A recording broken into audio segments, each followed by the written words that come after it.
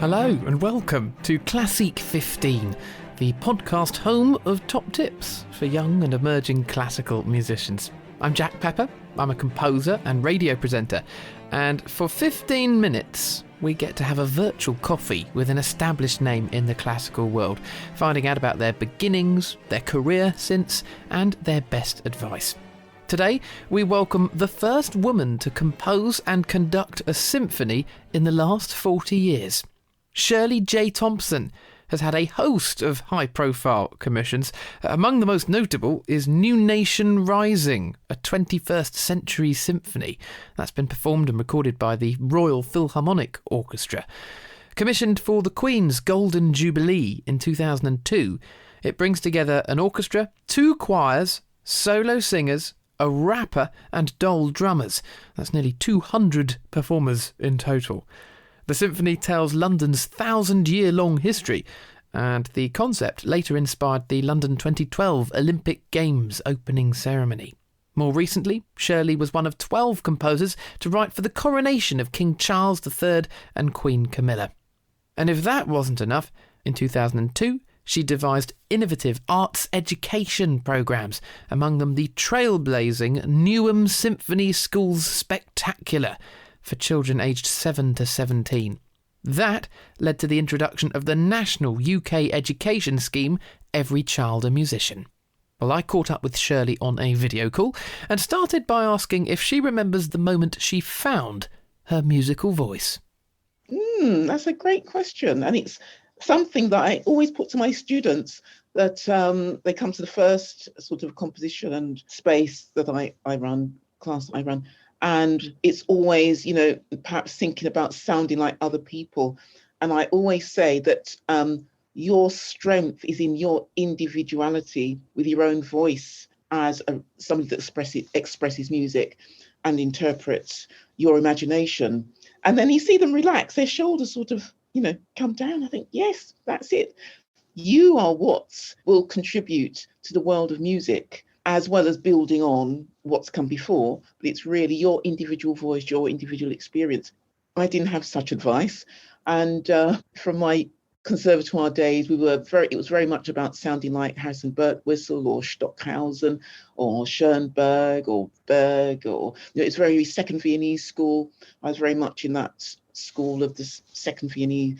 Very much the Eastern European style was very prevalent. So Lutosławski, Ligeti, Penderecki, all those, which I love. I love all that music as well.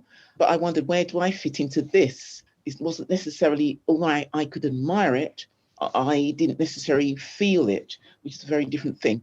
So yes, it was about, for me, finding my way into what the style of music I was being trained to see as the most important aesthetic. And there was a bit of a conflict for me, because I like all kinds of music, and I see all kinds of music as being very beautiful and important and strong, and I'm passionate about lots of kinds of different music. So I didn't see that as just the only way. So I gradually, probably post going to music conservatoire and so on, or studying on an art music course, I was writing perhaps post kind of Stravinsky, which I love all Stravinsky's music. I was very much writing that style.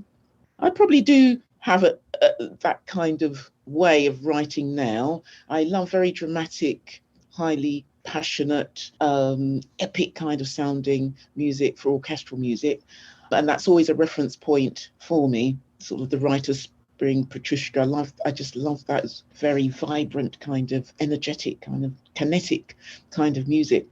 And in finding my own voice, several pieces really. I think it just came so gradually that I became more conscious of writing tonal, more melodic music, with a piece called Blue Iris, which was a study for me in writing a melodic line of 15 minutes for cello. So effectively writing an unaccompanied cello line that told its own story. I was used to writing much more horizontally, i.e. writing for ensemble, writing for orchestra, where you were flitting from line to line, and not necessarily having that skill of writing and telling a story in one line. And I felt I succeeded in doing that with this piece, which is about 15 minutes long. It's based on really Bach unaccompanied cello sonatas, which I love, and it tells the story of the flowers really, and the blue iris. So by the sound of it, it's an evolution then. It wasn't a conscious sort of, I'm going to be this, or I've discovered this. It's something you can't force by the sound of it. Yes, I think so, yeah. And who did you look up to in those earliest days? If you were then going to a music college that was maybe introducing you to other music, it wasn't necessarily the music you wanted to write. Who were you looking up to? Who was the guiding light, or, the good advice you were seeking at that point? I was trying to write for television. I was very interested in the moving image. So, in fact, in my very early, when I first started, I got a job, a commission writing for an 8-part drama series straight out of university again. So I had the concert music going on, and then I had television music. And I was writing television music for about 10 years, pretty consistently as a freelancer. And I loved that as well. I wrote for sort of independent films. I loved that exploration. It was a dizzying time because I was being exposed to all kinds of concepts in art music, such as Lamont Young and his crayon on floor and stuff like that, and the Tracy Emin type concepts of unmade bed. So I've been exposed to all of that within music as well as in art film that I was making at that time. I've been exposed to all kinds of experimental film as well. So, I had these two parallel roads of pure experimentalism, which is all of those directors and filmmakers and composers have come to the fore now, which proves that what they were doing was really important at the time. And this was in the early 90s, late 80s, early 90s. What I would do now in terms of studying with somebody, I thought my mother wanted me to study with Quincy Jones. She actually sent a letter.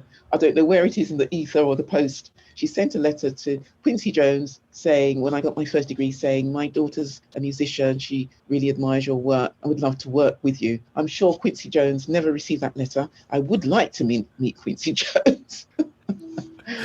But I think that whole coming together of contemporary music with the likes of Quincy Jones, the likes of Stravinsky, who I greatly admire, Shostakovich. I love that Russian school of music, going back to Tchaikovsky, really.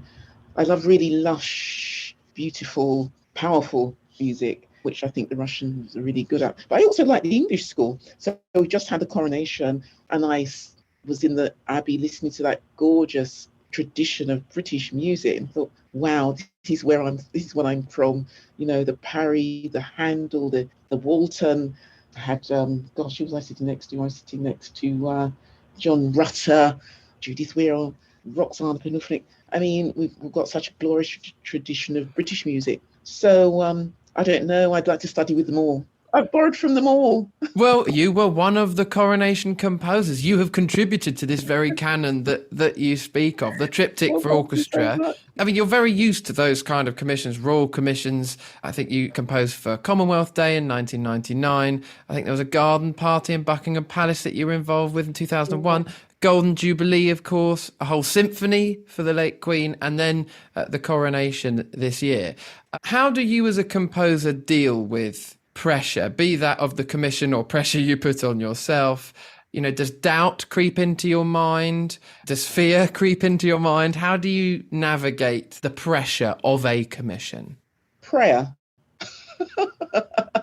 I pray very hard. Yes, I pray for inspiration.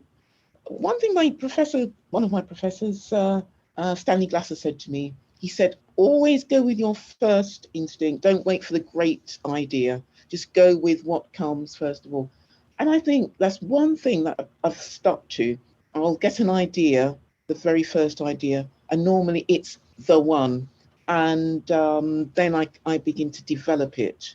So yes, very much a sort of celestial inspiration. I do feel that I'm a channel for God's work, and so I see myself as a channel. And I think because I give that responsibility away, I don't feel that pressure. And I think really that's been such an important thing to me, to have that faith that you're only a channel. You're just a vessel that this divinity comes through. I think once I started thinking like that, I tried to take myself out of the equation of writing music or any kind of anything really, and leave it to the Almighty. So what do you think is the most common misunderstanding or mistake, if we put it that way, made by young emerging composers? The most common misperception of composing? I think in sort of my day, it was everybody trying to sound like the prevailing style of the time. I think what was kind of sad for me was going to lots of contemporary music concerts and there were just one or two people in the audience. I thought, this can't be right. There's lots of money being spent on this, and it's just not, this music just isn't getting an audience, and it's being highly celebrated by publishers and newspapers, but there were no audiences for this music, and I found it deeply contradictory that there wasn't an audience for this. For me, it was about developing my own audience, which I started to do. I set up my own ensemble in the early 90s, grew my audience with the South Bank Centre performing in the Purcell Room once or twice a year. And I was always so grateful and so happy to see a full hall at any times, tickets selling out, within a few days. So I knew I had something with the audience. I'd never had it with the press or anybody else. I had it with the audience. And it was always the audience that encouraged me to write, because they came to my concerts, they supported me, no matter what style I was writing, and there was something that they took from what I was trying to do. And I treated my concerts like a party, welcome to the party, just like Beyonce last night. Yeah, I treated my concerts as a party, come to the party, dancing, whatever you want to do, it's absolutely fine. Join in with us on the stage. And, I just tried to relax the audience. So I think I just tried to make the audience feel included. And I think, your generation is much better at that. You're much more inclusive of your audience.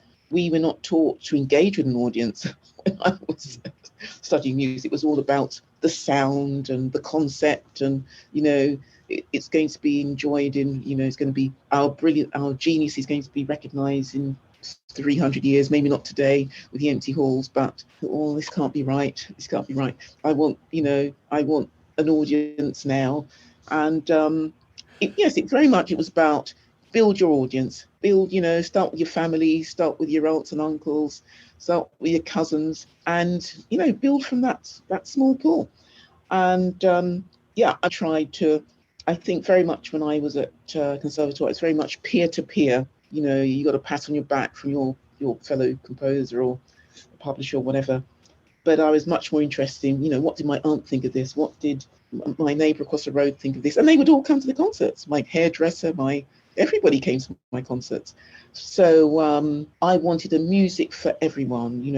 I didn't want it to be just a classical music audience necessarily. People used to go into classical music. I was really aiming for people that would hear music in films, because we're surrounded by classical music, but we don't necessarily identify with the music within films, for example, and so on. So I think we have a huge potential audience, but they're untapped. So what do you think is the most important quality for a composer today then? Be that a sort of, it could be a personality quality in order to compose. But what do you think is the most important thing for a composer today to be? Certainly themselves. I mean, I see myself as somebody that's on a journey, just trying to find myself within music. And I'm always listening to lots of different types of music, looking at performers. I want to be evolving all the time. I think it's very important to be skilled in musicology, orchestration. So I think, first of all, you do have to have those rudimentary skills and talent. And I think ultimately you can't develop as a composer without those very basic skills. But the most important, I spent 3 years writing Bach fugues, Palestrina, choral works. The grounding. I studied harmony and counterpoint non-stop at university, my first degree, for 3 years. And I think that's really served me very well. And a little orchestration, but it was really harmony and counterpoint to a very high degree and intensity that I lean on And then once you have a strong grammatical base, you can do anything. So I considered that, when a director for a TV series would say, I want this pastoral passage sounding like blah, blah, blah, I would say, oh, do you mean a bit of Mozart? And I can write in that style. If they want a bit of Beethoven, I can write in that style. And that's what you learn if you've studied harmony and counterpoint and orchestration thoroughly. You can write in any style. And I value that I can hear a style and I can write in it because I have the tools. Yeah, it's getting those tools, first of all. And in learning about other styles, you discover your own by the sounds of it as well. Right. Oh, beautiful. And then you're yourself. Is there a mantra you live by, Shirley? Because you're so you always radiate such, not just music, but joy and positivity around the process. And, things like the coronation, there'd be many people who would be tearing their hair out around knowing that they've got, an audience of the world. And is there a sort of a line that you live by, something you carry with you? Well, as I say, I think I'm a channel for God's work. And I think if the Almighty doesn't want to imbue me with the right tune or the right music at that particular point, I have to wait for that. Yeah, I think having a strong faith and just not taking myself at all seriously. I just see myself as a channel for God's work. And, there it is. Shirley J. Thompson, always a pleasure. Thank you for joining us. Thank you, Jack. Thanks so much for joining us for this edition of Classeek 15. All the episodes in the series are available on the usual podcast platforms and online at classeek.com, where you'll also be able to find all of Classeek's news, their online concert series and video on demand. Also, do check out their social media for the very latest updates and opportunities at Classeek Music. Thanks so much for joining me, Jack Pepper, and until the next time, enjoy the music.